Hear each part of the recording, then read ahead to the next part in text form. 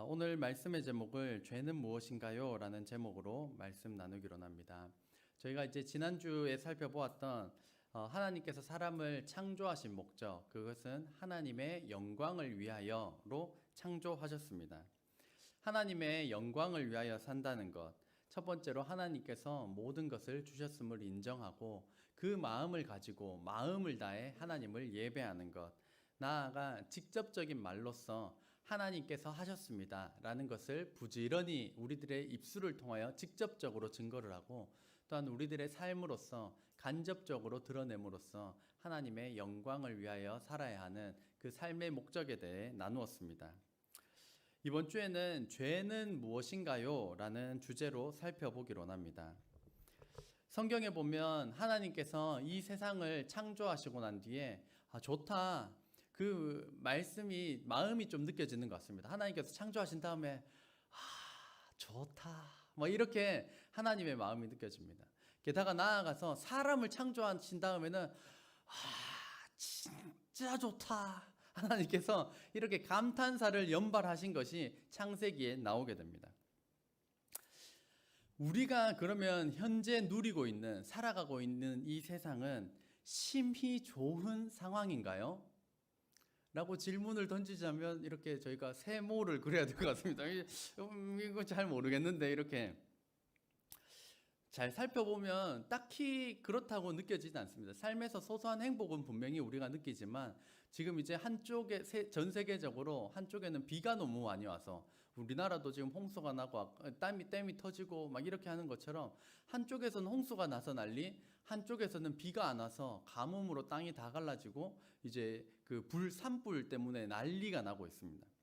가까운 일본은 이 후쿠시마 방사능 이 오염 원전수를 방류한다고 난리고, 저희들의 뉴스 그런 거 보셨습니까? 오늘은 아무 일도 없이 너무 좋습니다, 뭐 이런 뉴스를 저희가 들어본 적이 없습니다. 매일 사건 소식, 살해했네, 뭘 했네, 사고가 났네, 맨날 그런 소식을 저희가 들으며 살아가고 있습니다. 그런 걸 볼 때 하나님께서 세상을 창조하시고 난 다음에 왜 심히 좋다, 진짜 좋다라고 하셨는지 저희가 생각해서는 잘 이해하기가 힘듭니다. 그렇다면 하나님께서 창조하셨던, 진짜 좋다라고 말씀하셨던 그 세상, 그 좋았던 것이 왜 지금 우리가 볼 때 그렇게 좋지 않은 것일까요? 그것은 그 말인즉슨 하나님께서 진짜 좋다라고 창조하셨을 때와 지금 우리가 살아가고 있는 세상은 엄청나게 다르다라는 것입니다. 그래서 그 중간에 들어있는 사건이 노아의 방주, 이 노아의 홍수 사건으로 인해서 모든 것이 바뀌긴 했지만, 성경에서 그보다도 먼저 하나님께서 창조하신 세상과 지금 우리가 살아가는 세상이 왜 이렇게 다른가라고 하였을 때, 성경은 그 원인을 죄에 있다라고 말씀하고 있습니다. 오늘 성경을 통해 하나님께서 말씀하시는 죄란 무엇인지 살펴봄으로써 죄를 인식하고 또 하나님 앞에 겸손히 죄인임을 고백함으로써 우리를 깨끗하다 인정해 주시는 하나님의 은혜를 경험하는 저와 여러분 되시기를 주의 이름으로 축복합니다. 본문 말씀 9절 말씀을 다시 보면, 그러면 어떠하냐? 우리는 나으냐? 결코 아니라 유대인이나 헬라인이나 다 죄 아래에 있다고 우리가 이미 선언하였느니라. 지금 사도 바울은 유대인인 자신들이 나은 것이 전혀 없고 모두가 죄 아래에 있다고 말씀합니다. 여기서 유대인은 하나님께서 선택하신 민족이라고 하는 이 유대인들이고, 헬라인은 지금 선택받지 않은 그 유대인을 제외한 이 이방인들을 의미하는 것인데, 선택받은 민족이나 선택받지 못한 민족이나 모두 다 죄 아래에 있다라고 이미 선언하고 있습니다.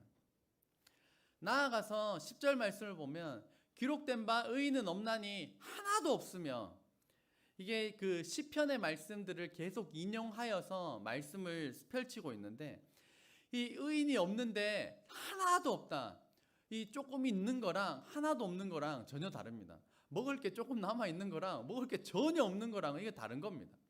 그러니까 의인이 없는데 지금 하나도 없다, 한 사람도 없다라고 굉장히 강조하고 있습니다. 11절 12절 말씀도 보면, 깨닫는 자도 없고 하나님을 찾는 자도 없고 다 치우쳐 함께 무익하게 되고 선을 행하는 자는 없나니 하나도 없도다. 선을 행하는 사람이 한 사람도 없는 이 죄인의 상태를 지금 가감없이 드러내고 있습니다. 13절 말씀을 보면 그들의 목구멍은 열린 무덤이요 그 혀로는 속임을 일삼으며 그 입술에는 독사의 독이 있고, 목구멍이 열린 무덤이라고 표현합니다. 이 유대인들에게 있어서 시체를 만지는 것은 부정하게 되는 것을 의미하였습니다. 그러니까 시체가 무덤 안에 들어있으면 만질 일이 없는데 무덤이 열려 있으면 언제나 내가 만져서 부정하게 될 수 있다라고 하는 그 부정의 사건을 의미합니다. 그러니까 그들의 목구멍이 열린 무덤이다. 그러니까 말하는 것마다 부정하다, 말하는 것마다 더럽다라는 것을 의미합니다. 그 혀로는 속임을 일삼는다. 맨날 말하는 것, 사기치는 거고 속이는 것이고, 그렇게 죄인의 상태를 묘사합니다. 그리고 그 입술에는 독사의 독이 있다. 사람을 죽이는 독이 입에 있다는 것입니다. 그러면 말하다가 침 튀기면 사람이 죽는다, 이런 표현은 아닐 것입니다. 말 한마디로 우리가 사람을 죽일 수 있을까요? 없을까요? 생각해보면 말 한마디로 사람을 죽일 수 있습니다. 말로써 사람을 깔아뭉개고 무시하고 긴 시간 동안 가스라이팅으로 이 혼란스럽게 만들어내고, 날카로운 말로 사람을 찌르면 그 말을 들은 사람 속에 그 말이 계속해서 그 사람을 괴롭힙니다. 충격적인 말, 상처받은 말, 나를 죽이고자 했던 그 말들이 안에서 살아서 막 공격을 하게 되면 처음에는 그게 괜찮은 것 같다가도 시간이 지나고 나면 점점 살아갈 힘을 잃기도 하고, 병에 걸려 죽기도 하고, 아니면 스스로 목숨을 끊게 만들 수도 있는 것이 우리들의 입에 그러한 능력이 있기 때문에 성경은 입술에 독사의 독이 있다라고 말씀하고 있습니다. 그래서 우리 입에 이 독사의 독이 있음을 명심하고 하나님 앞에서 우리의 말, 우리의 언어를 사용하는 저와 여러분 되시기를 주의 이름으로 축복합니다. 14절 15절 말씀을 보면 그 입에는 저주와 악독이 가득하고 계속해서 말하는 것에 죄가 있다, 악하다, 나쁘다, 독하다, 사람을 죽일 수 있다 라고 말하고, 그 발은 피 흘리는데 빠른지라고 말씀합니다. 이 발이 피 흘리는데 빠르다, 인간의 역사를 살펴보면 어쩌고 보면 피로 얼룩진 역사라고 볼 수도 있습니다. 전쟁이 끊이지 않고 피비린내 나는 전쟁이 온 세상에 가득하였고, 지금에 일어나는 모든 사건들도 인간의 탐욕으로 인하여서, 인간의 탐욕적인 그 죄악으로 인하여서 일어나는 것이 너무나도 많기 때문입니다. 그래서 성경은 이 모든 원인이 인간이 죄를 범했기 때문이라고 말씀하고 있습니다. 우리의 모든 고통이 죄로부터 왔습니다. 한번 따라해 보겠습니다. 우리의 모든 고통이 죄로부터 왔습니다. 우리가 겪는 이 모든 것들이 이 모든 죄로부터 왔다는 것입니다. 계속해서 말씀을 읽으면 16절 17절, 이 죄인들의 그 인생길에는 파멸과 고생이 그 길에 있고 평강의 길을 알지 못하였다. 죄인의 삶은 언제나 파멸과 고생이고 평강의 길을 알지 못한다는 것입니다. 왜냐하면 오늘 결론적인 말씀이 18절 말씀입니다. 같이 읽겠습니다. 시작. 그들의 눈앞에 하나님을 두려워함이 없느니라 함과 같으니라. 아멘. 이 죄인, 이 죄된 그 원인은 바로 하나님을 두려워함이 없다, 하나님을 두려워하지 않는 곳에서부터 이 죄가 시작되었다라고 말씀하고 있습니다. 성경에는 이 죄를 원죄와 자범죄로 나눕니다. 그래서 이 자범죄라고 하는 것은 죄인이기 때문에, 내가 죄인이기 때문에 짓는 죄들을 가리켜서 자범죄라고 하고, 원죄라고 하는 것은 이 죄인이 죄인 되게 한 죄, 죄인이 되기 전에 죄인이 될 수밖에 없었던 그 죄, 그래서 영어로는 오리지널 신입니다.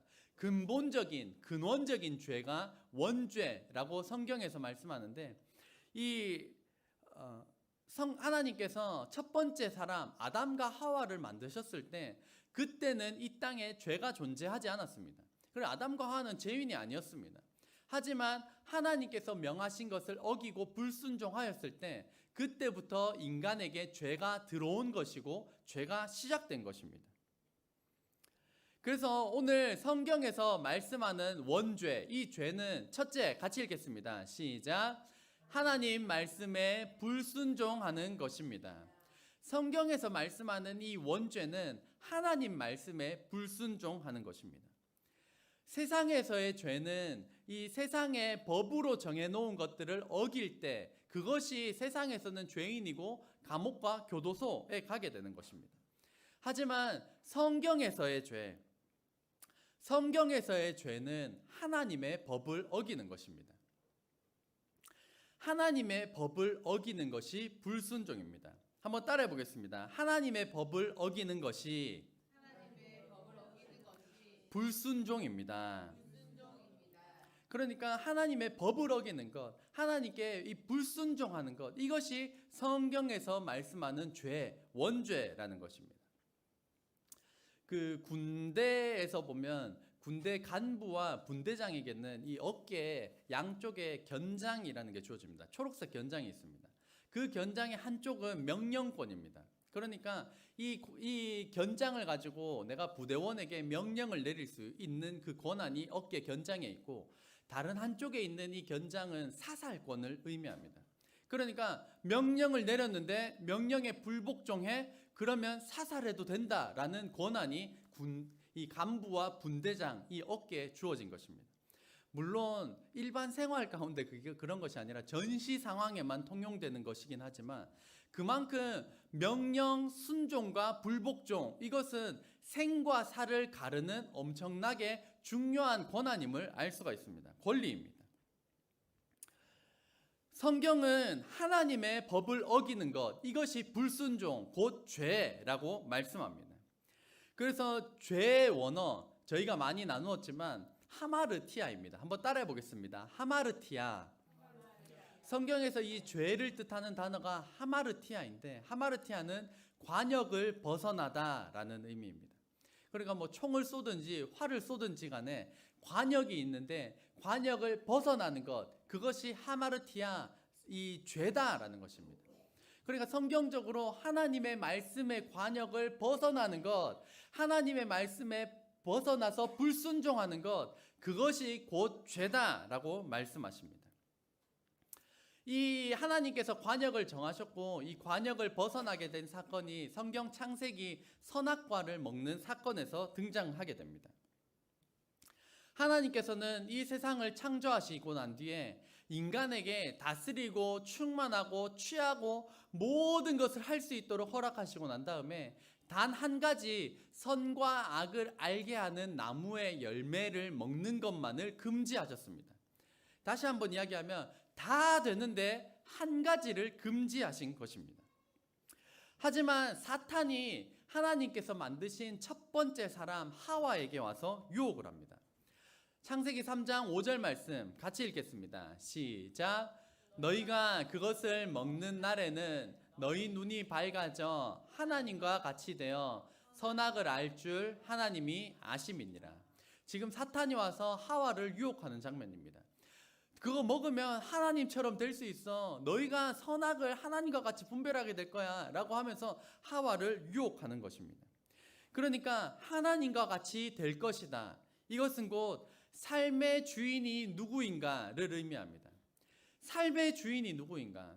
하나님께서 먹지 말라고 하였는데 이것을 먹게 되면 하나님의 명령을 따르는 것이 아니라 내가 내 삶의 주인이 되어 살고자 하는 그 죄악된 본성을 나타내는 것입니다. 그래서 6절 말씀에 보면 같이 읽겠습니다. 시작. 여자가 그 나무를 본즉 먹음직도 하고 보암직도 하고 지혜롭게 할 만큼 탐스럽기도 한 나무인지라. 여자가 그 열매를 따먹고 자기와 함께 있는 남편에게도 주매 그도 먹은지라. 그래서 첫 번째 이 여자 하와가 먹고 난 다음에 자기 남편에게도 주어서 이 선과 악을 알게 하는 나무, 하나님께서 다 되지만 하나 안 된다라고 말씀하신 그것을 어김으로 그 불순종함으로 인하여서 이 인류에게 죄가 들어오게 되었고 죄의 이 역사가 시작되게 된 것입니다. 이 죄에 대한 그 두 가지 이론이 있습니다. 첫 번째는 이제 직접적인 전가라고 하여서 이 사람은 태어날 때부터 죄인이라는 것입니다. 나는 아무 잘못도 안 했는데 태어날 때부터 죄인이 된다. 왜냐하면 부자의 자식은 부자로 태어나게 되고 노비의 자식은 노비로 태어나게 된다. 그래서 직접적으로 전가가 된다라고 하는 것이 한 가지이고, 두 번째는 간접적인 전가입니다. 그러니까 죄인이라 할지라도 태어날 때부터 죄인이 아니라 죄로 인하여서 타락하게 된 이 죄된 세상 가운데 태어남으로 자신이 직접 죄를 지어서 죄인이 된다는 것입니다. 그러니까 태어날 때부터 죄인이 아니라 죄를 범하기 때문에 죄인이 된다. 이것이 간접적인 전가입니다. 왜냐하면 우리가 구원을 받을 때도 부모님이 목사님이라는 이유로, 부모님이 예수님을 잘 믿는다는 이유로 자녀가 저절로 구원을 받지 않습니다. 자녀 스스로가 예수님을 구세주와 주인으로 고백해야만 자녀가 구원을 받을 수 있는 것처럼 이 자손에게 직접적으로 전가가 되지 않는다라고 하는 것이 간접 전가입니다. 그런데 저는 이제 직접 전가이든 간접 전가이든 상관없이 하나님 앞에서 죄인임을 고백하고 있습니다. 저와 여러분도 직접 전가든지 간접 전가든지 상관없이 하나님 앞에 내 삶을 돌이키며 내 삶을 볼 때 죄인임을 하나님 앞에 겸손하게 인정하는 저와 여러분 되시기를 주의 이름으로 축복합니다. 하나님의 말씀을 다 지킴으로 죄를 짓지 않는다는 것은 불가능합니다. 우리의 힘으로 말씀을 다 지킬 수가 없습니다. 그래서 우리는 이 죄의 문제를 우리 스스로가 해결할 수가 없는 것입니다. 우리 스스로가 해결할 수 없기 때문에 하나님의 아들 예수님께서 이 땅에 오셔서 우리 죄를 용서하시기 위하여서 십자가에 원래 내 죄로 인하여서 내가 달려 죽었어야 했지만 예수님께서 대신 달려 돌아가심으로 우리가 그 예수님을 믿기만 하면 우리가 하나님의 자녀가 되는, 우리의 죄를 용서해 주신다라는 약속을 우리에게 주신 것입니다. 그래서 우리 기독교에는 중요한 용어들이 있습니다. 이 원죄라고 하는 것도 굉장히 중요하지만 이신칭의라는 것도 중요합니다. 한자로 보면 써이 믿을 신 일컬을 칭 오를 의라고 해서 한번 이신칭의 해석 믿음으로써 같이 읽겠습니다. 시작. 믿음으로써 의롭다고 불러주신다. 이것이 이신칭의입니다. 내가 예수님을 믿음으로써 나를 의롭다고 불러주신다라는 점입니다. 그러니까 조금 아이러니합니다. 완전히 의롭다라고 하면 우리가 죄를 더 이상 짓지 않을 텐데 의롭다고 불러주신다. 그러니까 우리가 죄의 본성, 이 죄의 문제는 해결해 주셨지만 우리 삶 가운데 계속해서 죄를 지을 수밖에 없는 연약한 존재임을 의미합니다. 그렇기 때문에 우리는 예수님을 믿고 이 원죄의 문제가 해결되었음에도 불구하고 자범죄를 짓기 때문에 죽을 때까지 우리가 회개하며 나아가겠지만 결국에 예수님께서 다시 오시는 그날 죄가 없는 완전 무결한 상태로 우리는 영원한 천국에 들어가게 될 것입니다. 그렇다면 저희가 이 질문이 하나가 있습니다. 왜 주셨을까요? 신앙생활을 하다 보면 이런 질문을 저희가 그냥 던지게 됩니다. 그 선악과만 없었더라도 우리가 죄를 안 지었을 텐데, 아담과 하와 이 나쁜 자식, 왜 이 사람들이 죄를 지어가지고 왜 우리가 이 죄의 고통을 받아야 되냐고, 이런 질문은 저희가 한두 번쯤 던져보게 됩니다. 하지만 예를 들어 좀 다른 각도로 설명을 해보면, 만약에 우리나라에 법이 없다면 어떻게 될까요? 우리나라에 법이 없다면 말 그대로 무법천지가 될 것입니다. 저희가 힘이 세다는 이유로 힘이 약한 사람의 소유물을 함부로 할 수 없는 이유가 법으로 보호하고 있기 때문입니다. 그것을 범하게 되면 범법자가 되어서 처벌을 받게 됩니다. 제가 2013년도에 이제 필리핀에 거주했었습니다. 그때 필리핀에서는 이제 그 치안이 그렇게 좋지가 않습니다. 그래서 손목이나 목이나 막 금팔찌 같은 것들을 하고 자동차를 타고 가다가 아이고 덥다 해서 손을 딱 내리고 난 다음에 이러고 있는데 차 신호등이 빨간불이 돼서 멈추고 있으면 사람들이 와다다다다다 뛰어와서 손목에 이걸 뜯어갑니다. 목걸이고 버스고 이렇게 밖에 노출되어 있을 때 그냥 뜯어서 도망갑니다. 그러니까 이런 범죄들이 너무 하루에도 그냥 빈번하게 일어나는 것이 그 필리핀이었습니다. 이게 필리핀뿐만이 아니라 브라질 월드컵에서도 그것이 벌어질 때 한창 조심해라 했던 것들이 거기 놀러 간 사람들이 목걸이며 팔찌며 그러면 차 타고 가다가 버스 타고 가다가 사람들이 다 뜯어서 그냥 가버리는 겁니다.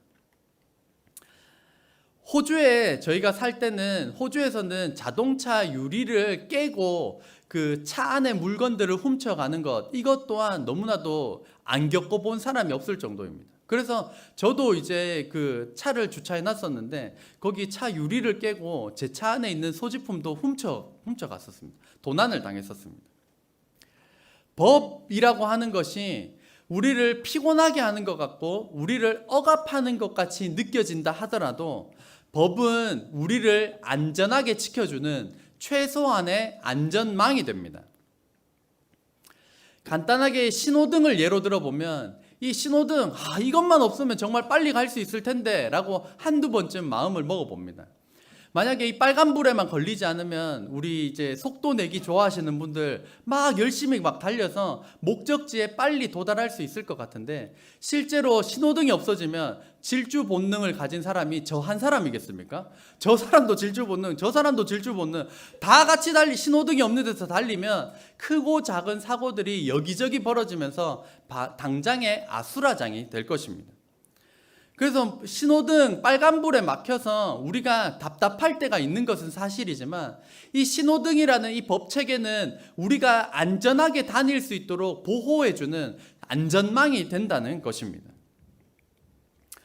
저에게는 사랑하는 자녀들이 있습니다. 제가 만약에 저희 아이들을 너무너무 사랑하는 나머지 이 아이들이 하고 싶은 대로만 해준다면 이 아이들이 학교에 가기 싫어요. 너무너무 사랑하니까 그래 학교 가지마. 어른들한테 막 반말하고 예의 없게 굴 때 아이들을 너무너무 사랑하니까 그래 네가 하고 싶은 대로 하렴. 욕을 해도 가만히 내버려두고 하루 종일 게임하고 싶다고 하루 종일 게임하게 내버려두고 나아가서 술, 담배 하고 싶다고 마약까지 하고 싶다고 그래 내가 너를 너무너무 사랑하니까 마음대로 하렴. 이렇게 지낸다면 아이는 순식간에 망가지고 말 것입니다. 제가 아이들을 너무나도 사랑하지만 그럼에도 불구하고 가르쳐야 할 것은 가르쳐야 하는 것입니다.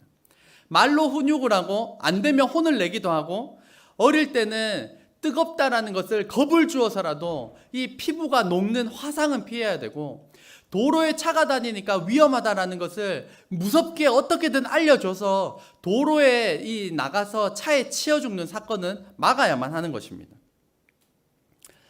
사랑하는 자녀들이 안 다치고 건강하고 행복하게 살도록 하기 위하여서 부모로서 허락하는 것이 있고 금지하는 것이 있습니다. 당장의 아이는 그것이 불만족스럽더라도 부모의 말씀에, 권위에, 지혜에 순종하는 법을 점차 배워나가야 하는 것입니다.